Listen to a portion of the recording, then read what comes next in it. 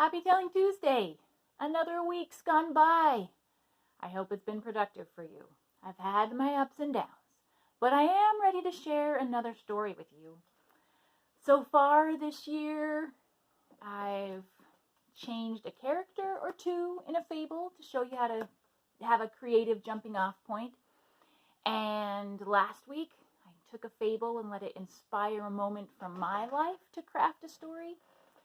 This week, I'm going to change the ending of a pretty well-known fable, Fox and Stork. And this is how I would change the story.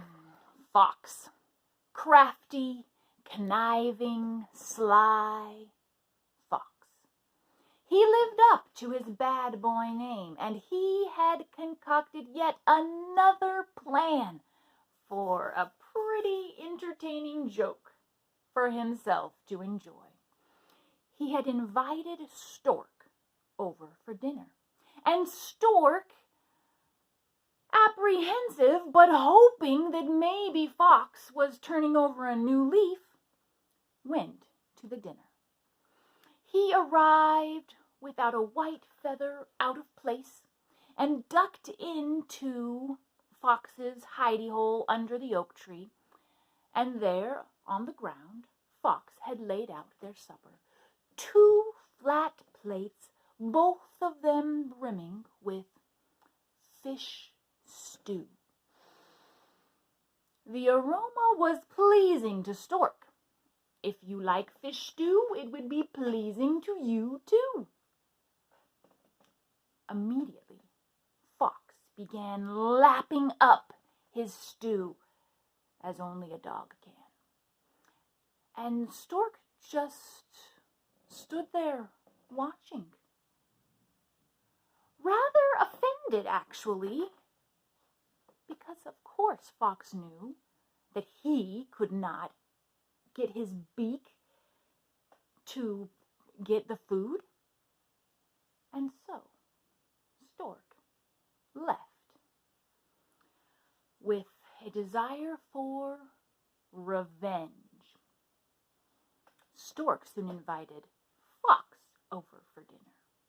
And Fox, he had enjoyed his dinner so much. He got such a good laugh after Stork had left.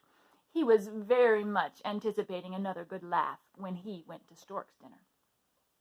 So Fox weaved his way through the grasses to Stork's nest, where he found dinner laid out.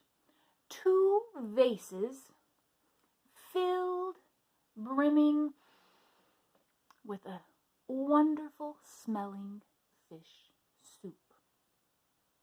Well, immediately Stork began enjoying his meal, stuck his beak right down into his vase and just enjoyed it immensely. Fox, on the other hand, well, how was he supposed to get his wide nose down into that vase? Fox left, offended, ready to think of another plan to get back at Stork.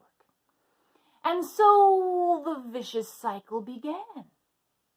But what if just one choice had been made differently? Let's rewind. We have now rewound, if you were wondering.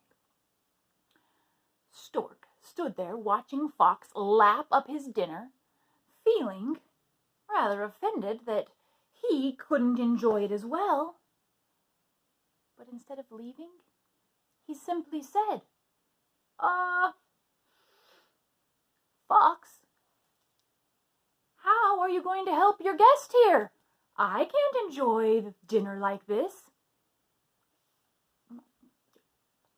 Fox was caught rather off guard. He was just ready to laugh and enjoy Stork being upset. He wasn't ready to be put on the spot, and so he, just a minute, Stork, let me think here, and Fox grabbed a vase and carefully poured the stew into it for poor Stork. And then he finished his dinner.